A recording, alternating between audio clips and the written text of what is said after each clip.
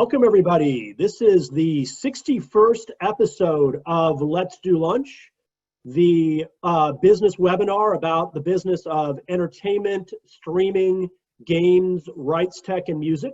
Today is Wednesday, which is our Business of Games Day, and we have a really terrific show today.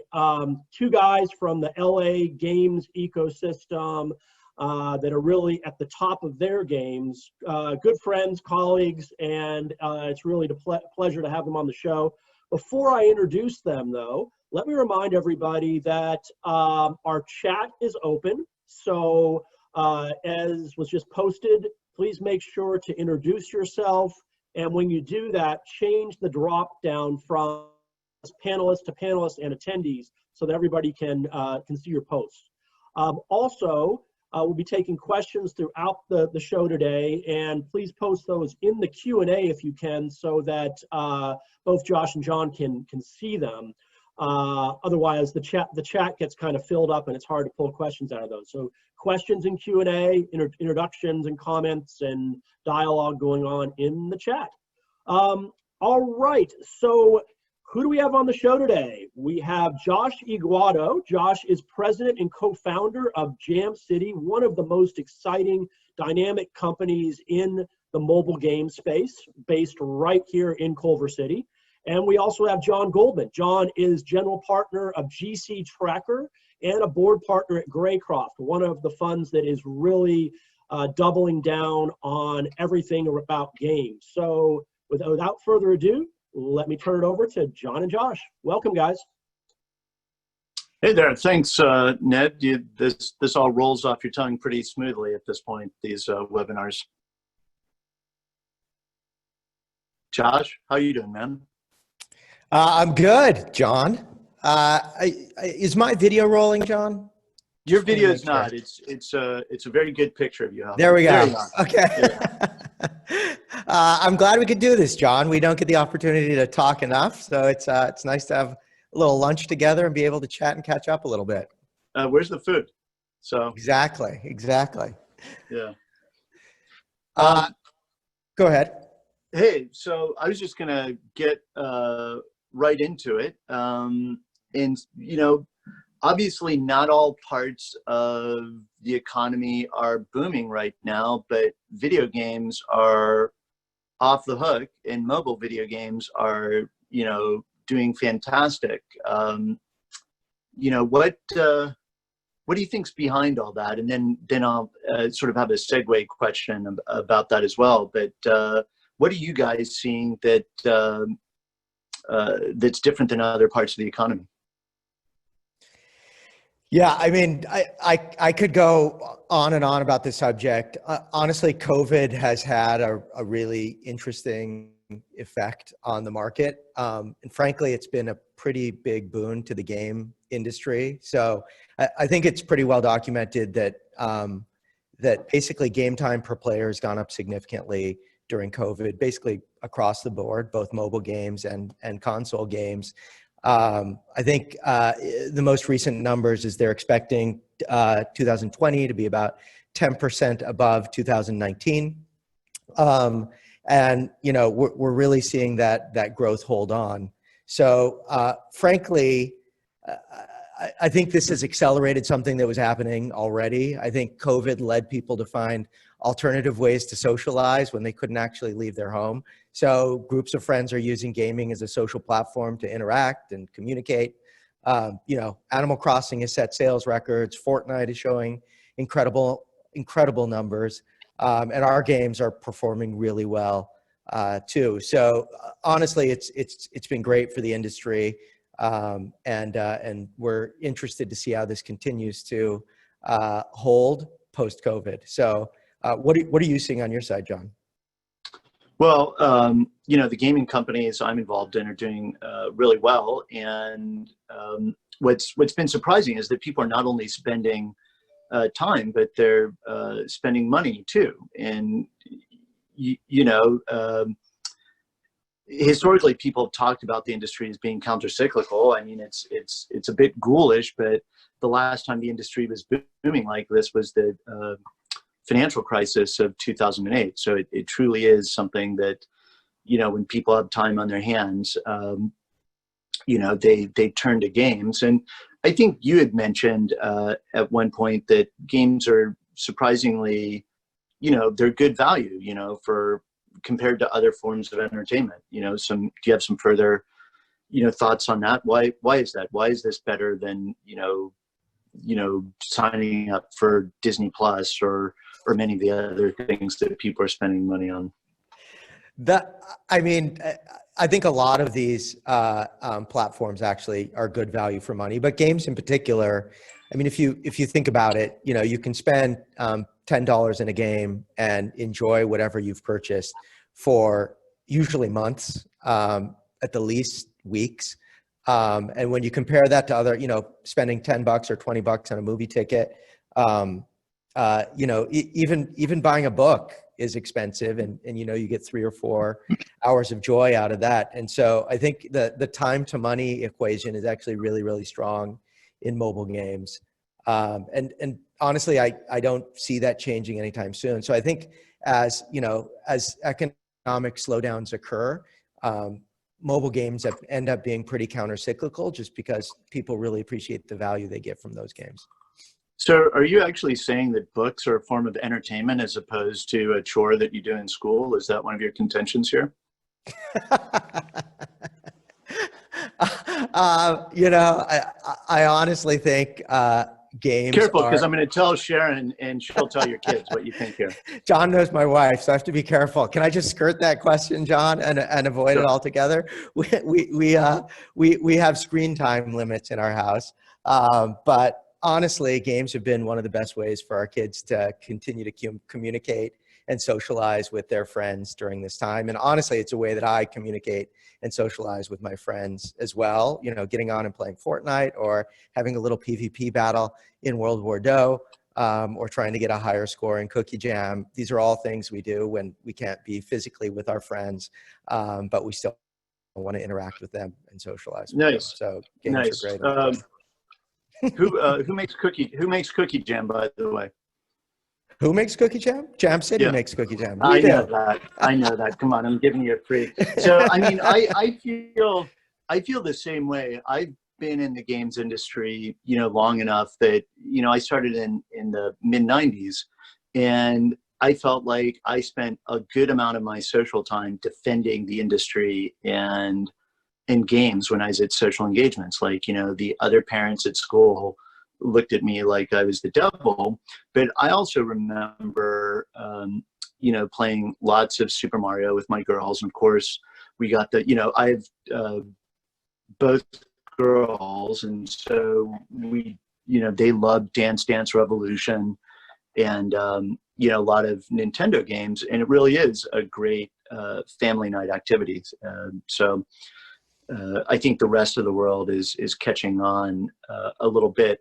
But one thing, that people in the games industry always bring up is that as successful as video games are, and they've been the biggest form of entertainment for actually several, years now, at least financially speaking, what about its cultural footprint? Do you think, obviously people don't pick on me as much, but I don't have young kids at school. But where do you think it sits next to, books, movies, TV, in terms of, sort of setting conversation and the cultural agenda?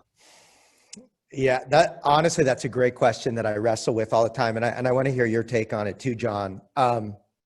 First of all, I mean, video games are a pretty new phenomenon, and mobile games in particular, which is, we do exclusively mobile games at Jam City, is a really new phenomenon. So we started the company 10 years ago, basically right at the beginning when mobile games were becoming a thing. And even 5 years ago, I had friends that couldn't wrap their heads around the idea of virtual goods actually having value. And, they felt like they were being hoodwinked in some way because they, were being, or they were tempted to spend $5 or $10 in a game. But, when you talk to them about spending $10 in a movie, where you walk away with nothing to except the sheer enjoyment of having watched that movie, it sort of put it in context for them. So anyway, the point is, I think it's a really new phenomenon. I think anytime something's new, before it comes commonplace, there's questions about its significance, and sometimes even dangers. I mean, in the 1940s and 50s, during the rise of the rise and golden age of comics, there was this question as to whether comics sparked illegal or delinquent behavior, and there was this whole Senate subcommittee about it, and people were testifying as to whether comic books were ruining society. I think right now we're at a place where that question has kind of been answered, and we're very comfortable with comic books and films that have come from comic books and TV shows. And now video games, there's a question as to whether it's ultimately damaging to society. I think without a doubt, it's where entertainment is going. I think everyone's very quickly getting more comfortable with them. But all these shifts take time. And, as there's an uptake in video game usage, as video games become more and more the center of water cooler talk, and video games become, people's favorite entertainment medium versus other more traditional channels, I think it's going to become much, much more commonplace. And then I'll put part of it on ourselves as well. I think mobile game content is still improving. So there are some technical limitations, and you have to run on a mobile device. It's a touch screen, so you don't have a proper joystick. You can't have necessarily an hour-long film within a game. So the content, it's a little harder to be very ambitious, to have products that push the envelope and connect emotionally, but I think that's changing. We've had games where people literally cry when they get to certain parts in the game. If you look at the fan art for some of our titles, characters we've created in our game are more popular even than the IP we're licensing. So anyway, my point is that I think mobile games are increasingly going to move toward the center of the zeitgeist, and the big entertainment franchises of the future are likely going to be centered around video games. But what do you think about the subject, Don? Do you think we're inevitable? You were ahead of the game. You ran a video game company a couple years ago, and you clearly believe in the industry. But how do you think its cultural footprint is going to continue to evolve? Well, I think as more people, so more than a couple years ago, so it's now more than a decade ago. True. But I'm still involved, and as many people probably on this call know, I'm still involved in Skybound as well, which does comics and video games, and had a reasonably big success with the Telltale narrative based games. So I have spent a lot of time on it, and I've invested in companies that are doing narrative based gaming. Most recently, a company called Flavorworks in the UK, which is spelled the British way with a unnecessary U in it. But I think one of the huge challenges is that video games are still very much, when you were talking about the interface, it's a mechanics-based industry. And so comic books are, were always narrative that followed sort of similar narrative arcs to, novels and movies and other things. And, so that interplay was very easy. But a lot of times a game starts with, what if we had a really giant character that could smash things? And then the story part comes later. So how we, sort of, I think, make the mechanics fit in the background. And we're seeing that a little bit with, the spate of games that have, that are hybrids, like match 3 plus this, or it's RPG plus action, or things like that allow you different modes of play that simulate, actual. A lot about this, to put it this, so not just mobile, but what happened with The Witcher, which was supposed to be kind of a Game of Thrones killer. And I don't know if you watched it. I'm sure some people in the audience did, but I kind of felt that it was highly produced, and you could see that there were production budgets behind it. But I found it fairly confusing as sort of a piece of narrative content.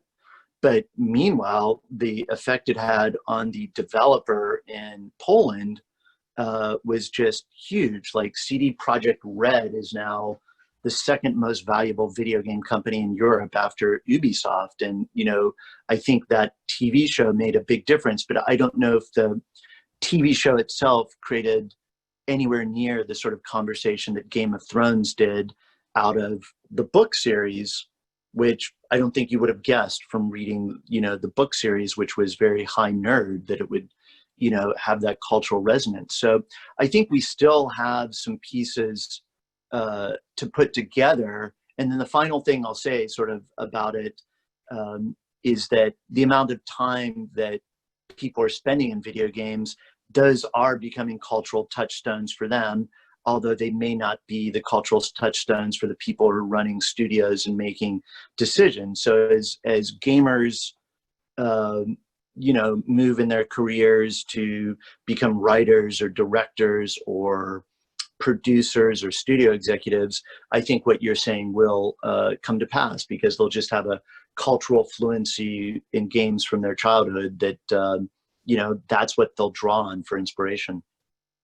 You bring up a really good point. A lot of people don't know this, but the biggest entertainment franchise in the world, bigger than any, Marvel franchise, any Disney franchise, any entertainment franchise in the world, is actually Pokemon, which started out as a game. I think the Fallout Amazon deal that was just announced is a really interesting data point. I think everything Fortnite is doing right now, some of it narrative driven, other things like the concerts and events they're organizing are becoming cultural touchstones, even if they're not necessarily narrative driven. But I absolutely think games are moving toward the center of something. There's this argument I heard recently, basically that 10 years ago, there was this big movement from traditional media to social networks in terms of advertising dollars, eyeballs, and that right now there's really a movement from social networks to games, that games are an even better place to interact with your friends. Maybe they're even more social in some ways. I don't think it's necessarily one and the other. I'm a huge fan of social networks. My co-founders are, Chris DeWolf, Abra Whitcomb, and Colin DiGiaro, who are the co-founders of MySpace. So we've got deep roots in social, but I think games are becoming an important cultural touchstone right now, and evolving in a way that's really, really interesting. And the last thing I'll mention is, with every one of our games that we work on now, and this wasn't true 5 years ago, but in every game we start development on right now, there's a writer involved. And, writers are absolutely core to our game development process. Just had a great article in Forbes talking basically about our writing and our game development process and how core narrative is to everything we do. So I think we're going in the right direction, although we certainly have a long ways to go. So here's something that we haven't talked about before. So it's off the cuff. You may or may not have thoughts about it, but it hits. You have to have women, and a lot of the rap around sort of games is that dudes sort of over index for it. So, if it just is Dudeville, then women don't want to come in there. Whereas when you have something like, let's say, Animal Crossing, I think that's part of it is boys, girls, older people, whatever play. And then it becomes this, the sort of momentum of Animal Crossing on Switch was just amazing in the beginning part of the year. And how do you think about that, both in general and in Jam City? It feels like women are often, the most important ingredient in forming a mass market hit. I'm with you 100%, John. It's first of all, we're I don't know if you know, but more of our users are actually female than male. We're about 70-30 from a demographic breakdown. When we started this company, I think our belief was, historically video games have been very console oriented. It was very young male. You had to be tethered to your television, often in the basement or in your living room. And as mobile phones became the central mechanism to play games, and everyone had them in our pocket. It was our belief that the demographics of video games would change significantly, and that's absolutely happened. And it's not just Jam City. There are many studies that have shown that there are more female gamers than male in the world. They wouldn't necessarily define themselves as gamers, but they're playing video games, games like, Words with Friends, all these great puzzle games that are out there now, like Candy Crush, Panda Pop, Cookie Jam. And so having, females as part of the development team, I actually think is really important as well. I think historically, development teams were very male, and I think that's really, really changed over the last 5 years and will continue to change. So that's a core part of Jam City's success. And many of our senior execs, maybe many of our most important developers are women at Jam City. Cool. Feel free. I've got other questions I can think of, but if you want to throw a curveball my way, I'm happy to deflect it. I mean, you're on the investor side now, Jon. You were on the developer side previously. I wonder from the outside, I'd actually love to hear, what trends are you seeing? What do you think's sort of most interesting about where mobile games are going, and where do you want to put your money? So they may be two different questions, because at this point, where I want to put my money and where is the smartest place to put money, may not always be the same. I really like, developers and in product. That's a place I'm familiar and have had success. And often, but from a classic cycle of investing in games, you really look at new platform launches. So when a new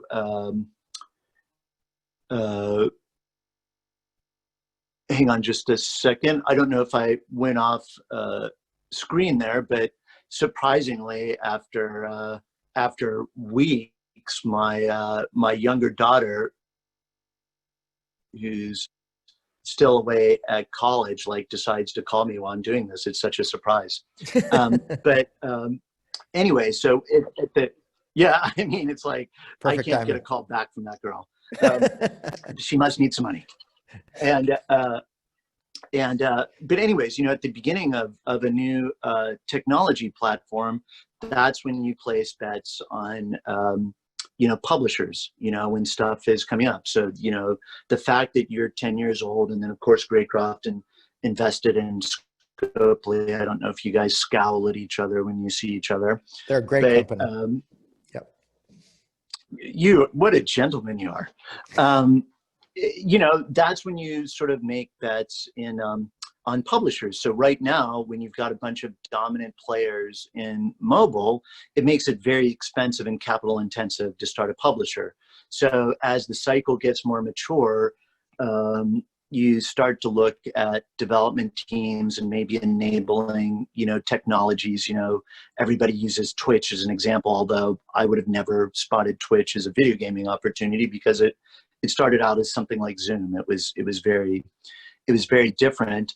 And then, you look at M&A transactions for those, and then it typically goes into, sort of a third phase, which is hybrid games that combine genres, or games that take hardcore and move it to more casual and accessible, or they take accessible things and add more mid-core elements to it. And then I think we've been through all those stages, and then at the stage we are in the mobile cycle in particular, it's very sort of niche plays on those genres. It's like taking those genres and doing something a little bit different, and then you see if a new platform's going to emerge. So 4 or 5, I don't know how long ago, I placed some bets on AR and VR, because if you're an investor, even if you don't know how things are going to get involved, it makes sense to place some bets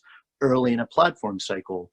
And so many of my VR investments didn't work out. Some of them transitioned very well to other platforms. And if I can just give a plug, you mentioned virtual concerts. Right now, one of my investments, Wave XR.com, is just, really hot right now because COVID has canceled concerts, and touring. So these guys are doing virtual concerts. They just did one with John Legend, that had huge numbers, and they've got other ones coming up, so that, sometimes those early bets play off. But that's kind of how you look at investment cycles in the gaming industry. So I think from your standpoint, that means, all right, it's going to be very hard for other mobile companies to become a publisher unless it's in some other geography that you're not involved in.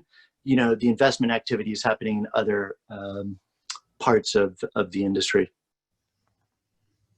You bring up two really interesting points. First, the fact that there's this phase of hybridization of games where it goes from having sort of like one specific mechanic to something that's much more complex and much more interesting. And I mentioned that the video game player is evolving. It's really interesting how 5 or 10 years ago, our core player, many of them were just getting into video games for the first time. And so the sort of on-ramp to your game, the whole tutorial was very drawn out, was very simple, was very slow. And right now, players are coming in, and honestly, they have no patience for that, because for the most part, they've been playing games now for 5 or 10 years. They get it, and they want something new and fresh. And so almost all of our games now, for instance, are no longer just a puzzle game or a narrative game or an RPG. They're all hybrids of 2 or 3 genres at once. Vineyard Valley, a game we just launched, has, narrative and a little RPG and definitely some puzzle. Harry Potter, which we launched, is very similar. It's very deep narrative, but there's RPG and also some puzzle in it.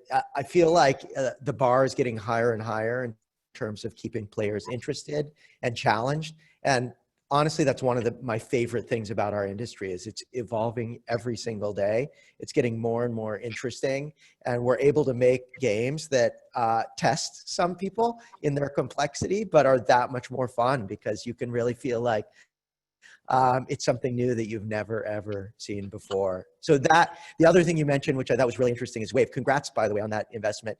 Seems like an incredible company, but games are really becoming a center of social, and then these social apps becoming more gamified. It'll be interesting to see how those two areas intersect over time. Concerts in Fortnite are a perfect example, but we should talk about a partnership at some point between Sam City. So you actually should. Like, I introduced them to some other players. I didn't. My bad for not thinking you might be interested, because I actually think that the most valuable thing you and others have as a publisher is your connected community.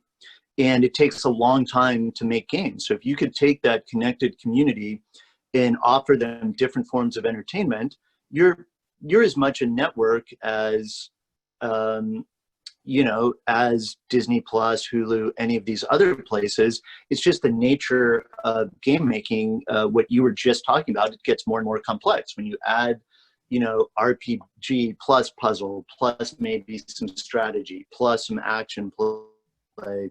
Like, that extends the development cycle, and your real asset, in my opinion, is not the game, it's the player.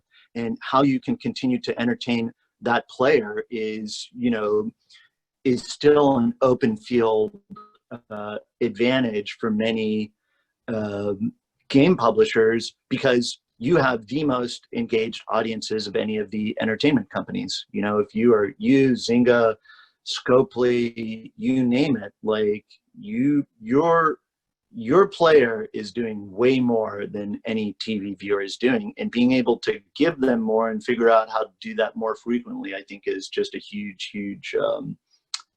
open space that will allow all you guys to just get bigger and bigger. I appreciate that, John, first of all. And a lot of people don't know it, but Jam City Games have had over 1 billion downloads. We have over 20 million monthly users. And the engagement in our games is incredible. People are spending more time in our games than they are in, many of the social networks. I don't want to name any by name, but Cookie Jam, for instance, beats out almost every social network in terms of minutes per day. Yeah. Same is true as many of our other games. So my only point is, you're right. We're a network. We're constantly cross-promoting our games, but how can we take advantage of this moment and really find a way to even better serve our players, have them feel more connected, keep that content really interesting and fresh. In every single one of our games, we release new content every week. And there's a question as to whether that's even enough. Should it be every day? Like, how do we keep up with our players and make sure we're giving them the best experience we can? It's a question we ask ourselves every day. So obviously the most important outcome here is that I introduce you to Wave XR, so that I personally benefit from your growth and strategy. So I look forward to that. Funny. Nothing selfish there. All good. Yeah. So it looks like there's a message from Russ Binder. What's Russ saying? All right. All he's saying is that he's had the pleasure of working with all of us, or with both of us. So that sounds like, I know he hated working with me, so that's a complete lie. But where are you looking, John? Is this the Q&A? It was in the chat, so I happen, I know, like the chat is popping up as we're talking, and I recognize Russ's name. So, hey John, this is Ned, just popping in for a minute. There are also 8 questions in the Q&A. Uh-oh. That up, see? Do you want to toss us some balls? Should I? So if I, yeah, you can grab them, or if you want me to throw. No, I got it. All right, I see here. Yeah. Okay, we got a bunch. Shall we take a look at the Q&A for a second? Yeah, Josh? yeah, I've got it open. Let's see what we can do here. First question's from Judy Havas. As you move into talking about content on mobile games, would like to ask, how are the genre interests changing during this time of COVID? How do player demographics break out between men and women? I think we touched on this a little bit. I'd say broadly during COVID, I think there was a bit of a rush to nostalgia. So a lot of our IP-driven games like Harry Potter and Disney Emoji Blitz and our Frozen franchises, and even Family Guy games saw a bit of a boost, Snoopy a bit as well. And so I think there was a desire for comfort that we're still seeing a little bit. In terms of how the demographics break out between men and women, yeah, I think I hit on that. It really depends by game. Our World War Doe game, which is a strategy-based game, is heavily male. Some of our other titles, like all of our puzzle-based games, basically skew a little bit more female. So it's pretty spread out. Next question from Chris Williams. Curious, you haven't seemed to license any kids properties. Is this any area you expect to go into at all, with kids spending more and more of their times with games? So Josh? Yeah. Before you answer that, sure. I just want to preface it with, I'm an investor in Pocket Watch, Chris's company, and he's killing it. He's doing an awesome job. If you're not licensing games from him, you are potentially making a fatal company ending mistake, is all I can say there. Okay. But you should, but go ahead and take, answer his question. Funny. Chris, would love to meet you at some point. Yeah, I broadly as a company, we haven't focused on kids games historically. We have licensed some IPs like, classic Disney and Frozen, which I think have maybe a younger base, but frankly, the games we're making are more oriented toward adults. I don't think it's necessarily a core competency we have yet as a company. We're pretty freemium based, and we want to make sure that there's no confusion between kids and adults, and that whoever's making purchasing decisions is in a position to do so. And so for that reason, we really focus on adults, but who knows? It's maybe something we could consider in the future. Appreciate the question.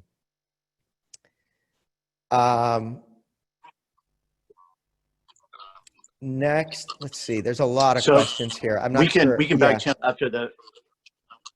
So you want me to? I can take a look at. I can answer this one quickly. It's about regulation of video games. So obviously, people are looking at loot crates right now and considering that gambling. But I would say, for better or for worse, I don't have a. It could be either way. That I think that regulators and government officials just don't understand the video game industry, and I think that's that comes back to that cultural touchstone question a little bit. Is the adults in the room don't know the difference between Grand Theft Auto and Cookie Jam. They lump it all together as games, and so I think that just like Tipper Gore attacking media in the 90s or other folks, it's like people don't have enough genre familiarity to regulate stuff effectively. And I've always felt that one of the key challenges is for parents and families to get on top of the media for their kids in the same way that what movies or TV shows you'd let your kids go to.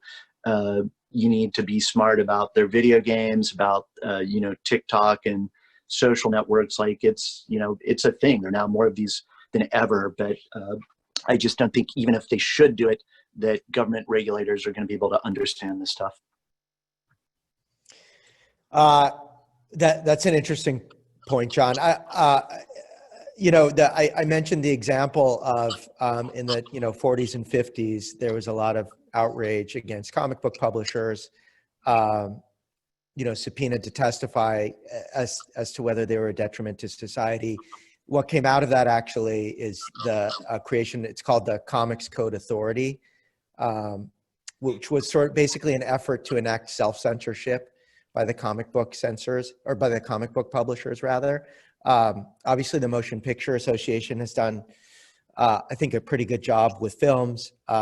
It'll be interesting to see how our industry evolves to better educate people on what to expect in different games and making sure people are getting what they expect, and also age-appropriate content. Again, we only make games for adults, so it's not necessarily our focus, but I feel like it's one of these things where as the industry and as video games become a more and more core part of the entertainment landscape, it's something that's going to have to be tackled. So it's a good question. Do we have any other questions up Here's here? a question for you, John. It's from James Nick Rafter. Hi, John. You mentioned your work with Telltale Games. I'm a huge fan of these, especially The Wolf Among Us. What's your outlook for storytelling games on mobile? So I'm a huge fan of storytelling games.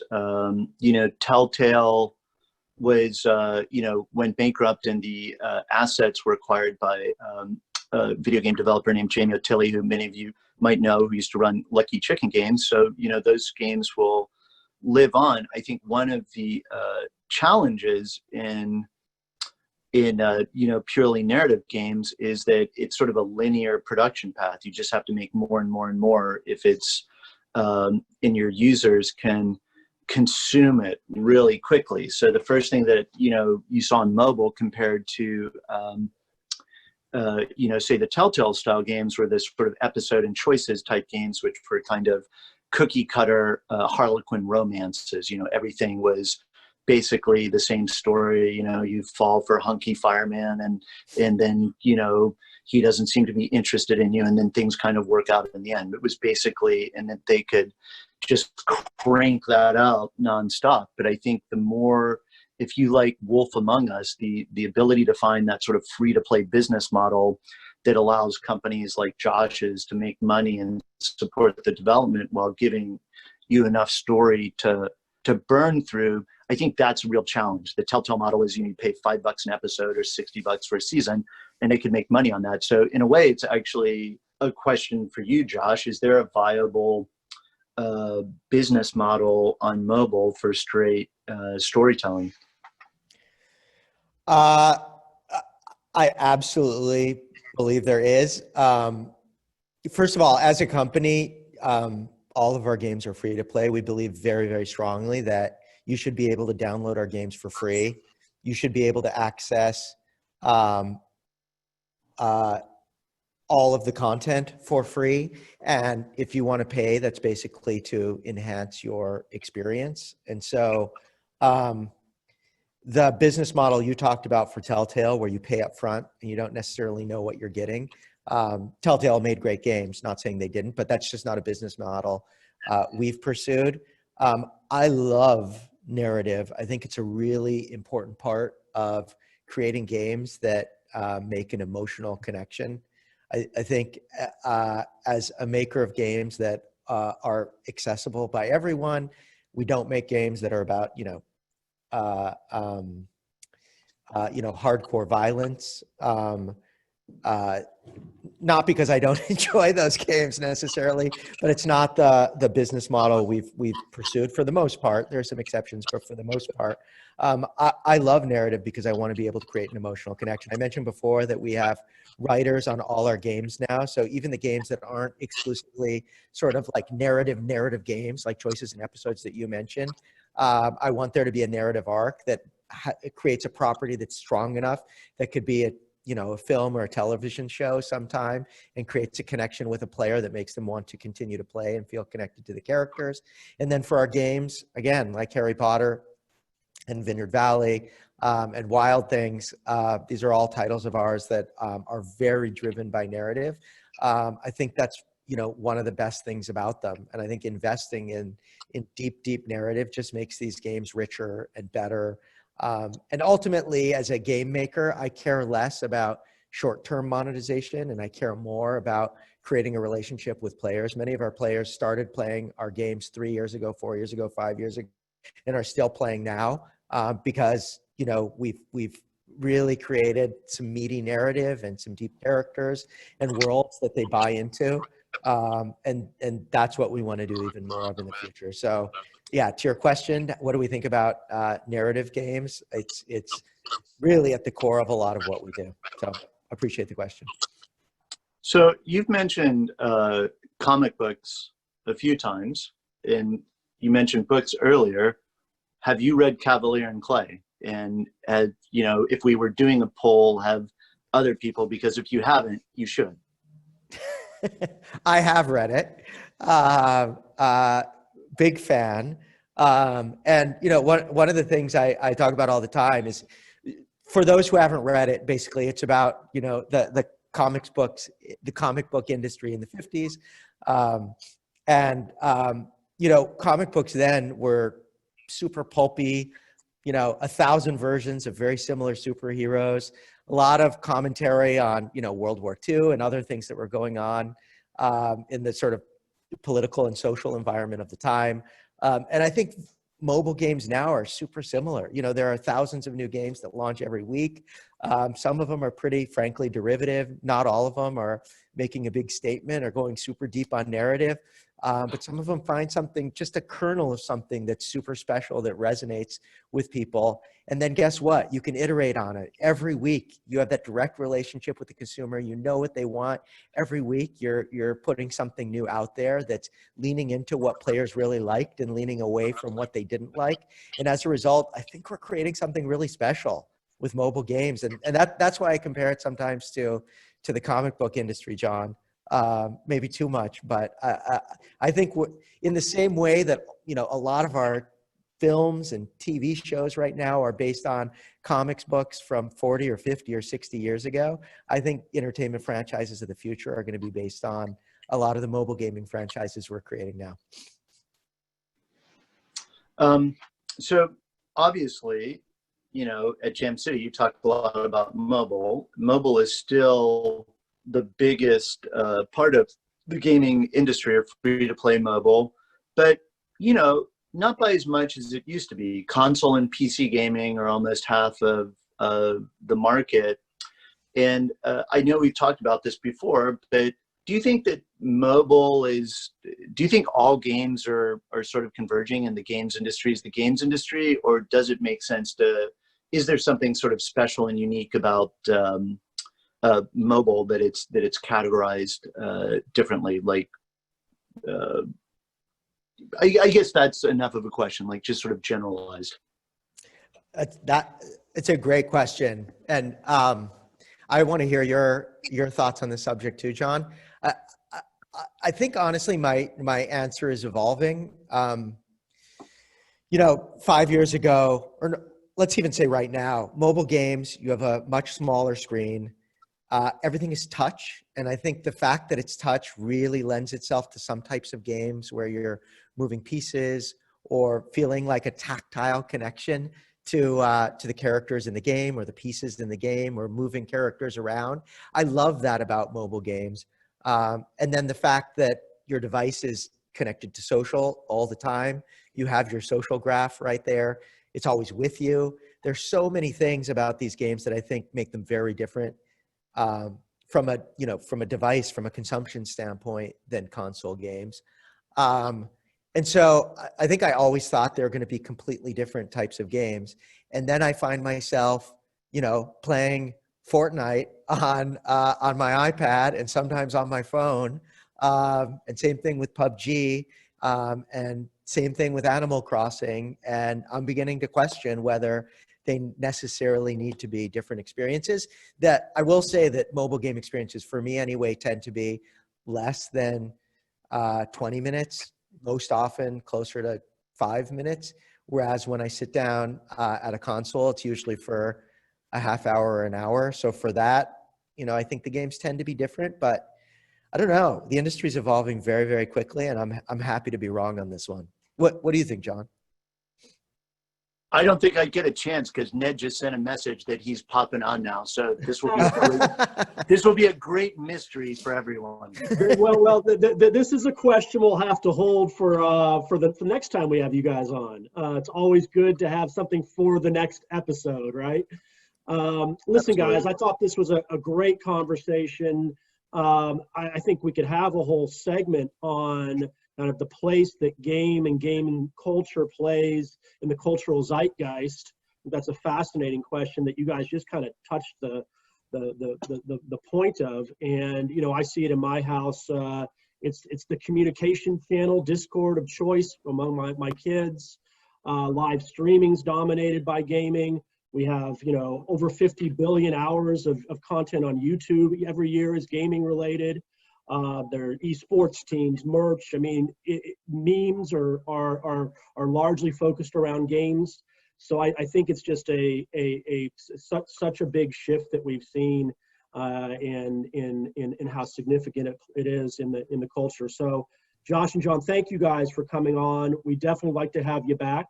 Tomorrow is our Rights Tech Day, everybody. As you know, we talk about on Thursdays this intersection of technology and rights management. Our host for the show tomorrow is Paul Sweeting, who is co-founder of the Rights Tech Project. And he has Ben McEwen, who is VP of Licensing at ICE Services, and Jules O'Riordan, who is a solicitor at Sound Advice. I think they'll both be patching in from London. So join us tomorrow at noon. Thanks, everybody. Take care. Cheers.